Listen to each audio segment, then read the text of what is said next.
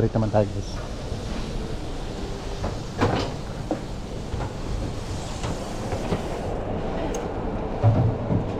You are so beautiful. Yes.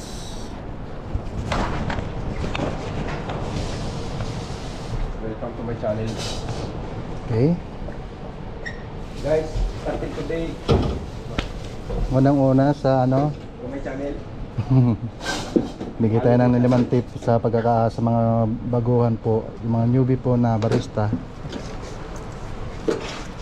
Pagka-calibrate.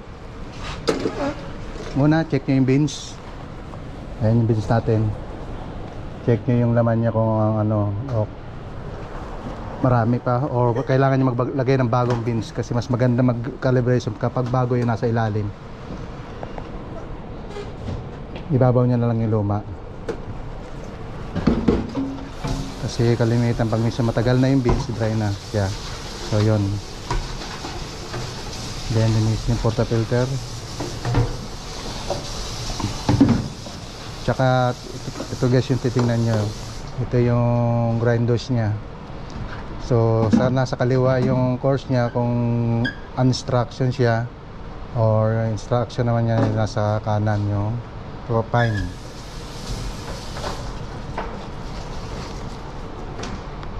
Ito naman yung pinaka-program ng ano niya, yung inilalabas niyang ano, yung grinders niya mismo. So natin yung ano niya, grinders niya. So ang presyo natin dito is 17.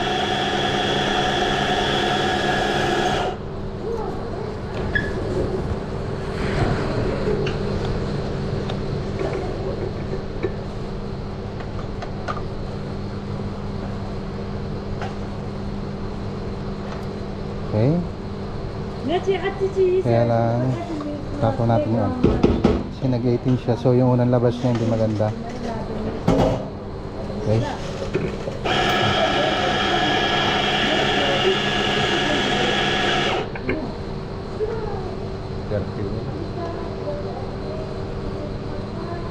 Yun.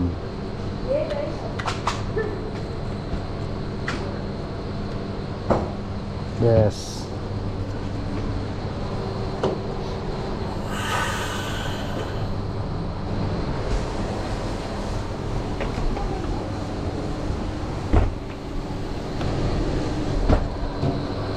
Yung shot glass natin nasa ilalim. Harap. Yung maliit. Andyan, dalawa. Yung maliit.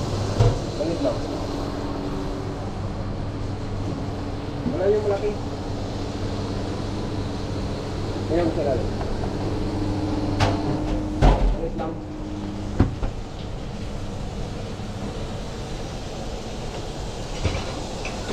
Ayan ito, dalawa. Oh. Ayun siya.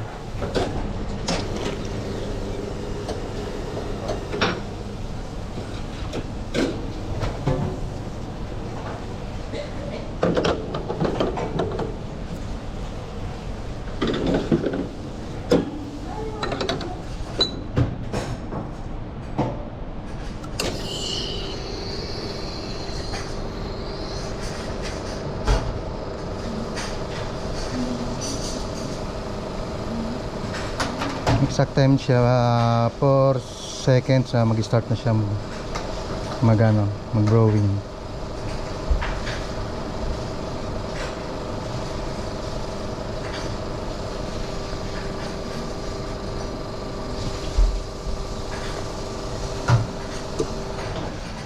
So yan guys, 29 seconds siya. So ang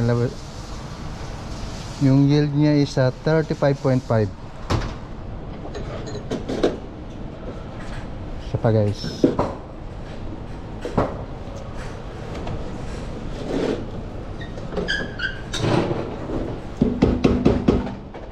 So ito yung ano natin, yung pangalawa, kasi dapat maganda ang pagka ano natin dito. Gagamitan natin ng distribution para maganda, pantay na pantay yung ating ano. grind coffee natin. So yan, 17 pa rin siya, consistent siya. So, kailangan gamitin natin to. Make sure na pantay siya. Isa rin to sa ano, para masiksik pa yung ano niya. Kasi may part po ng sa inyo na medyo siksik, yung kabila hindi naman. So kaya minsan yung ano niya, yung instruction hindi pantay. Yan guys, 90 degrees yung gagamit mo sa pag-tamper. Okay.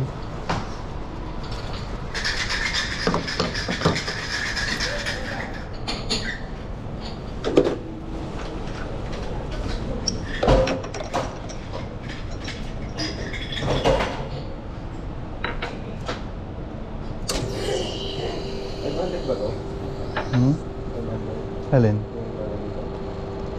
Oo. 500.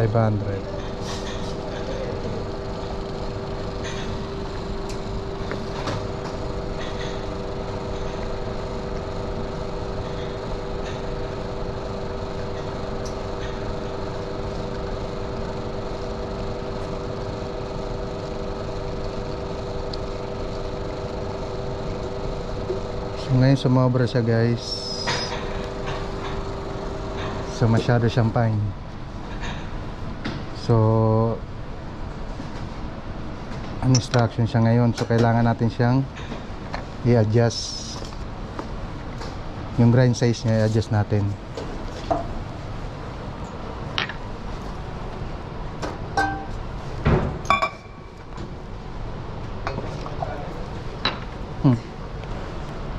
Okay.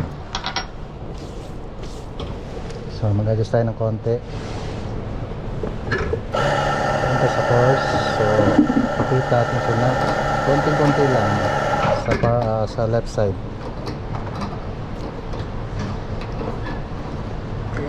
So ayan.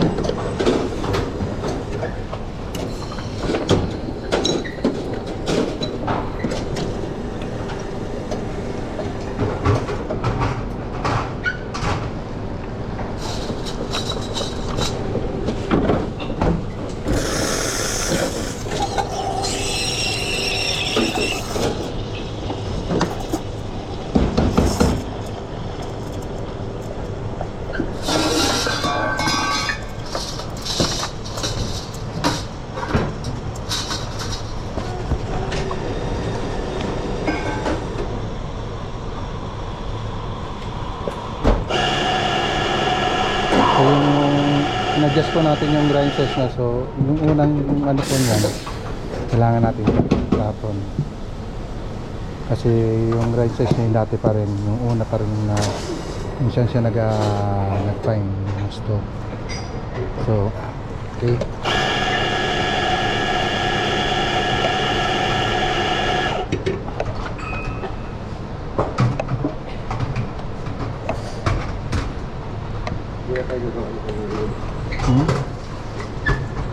Marami pa ba? Gagawa tayo ngayon ng bernis ngayon. So ganyan guys, kailangan yung hawak ng cutter na ganito. Ito yung pinaka magiging balance nyo para sa ganun bawat side niya pantay na pantay. So pag hindi nyo ginamitan ng balance, so may parts sa minsan na pag tinapper mo sa malalim yung kabilang hilo, yung kabilang mataas. So kaya minsan hindi pantay yung extraction niya, yung yield nung ano, yung yield ng ano, yeah, twice a week. Yeah. So dapat ito yung isang daliri nun sa kaliwa ay so naka-guide na siya. Yan.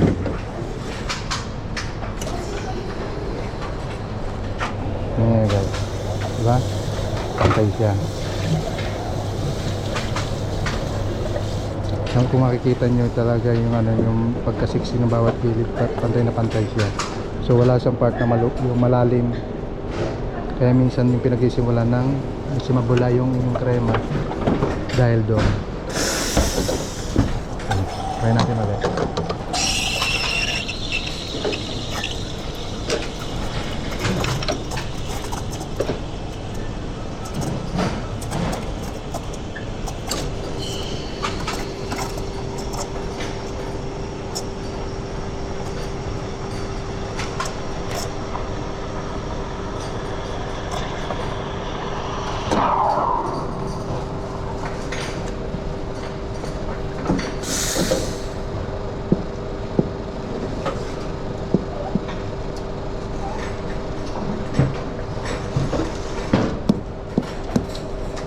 boss. So yung 30 na siya. Okay na po yan, pero mas maganda po sana kung ang makakuha natin sa kanya mga 27 to 28 seconds para mas balance po yung ating espresso, yung lasa niya, yung bitter niya, yung sour niya, yung sweetness niya, yung protein niya nandun.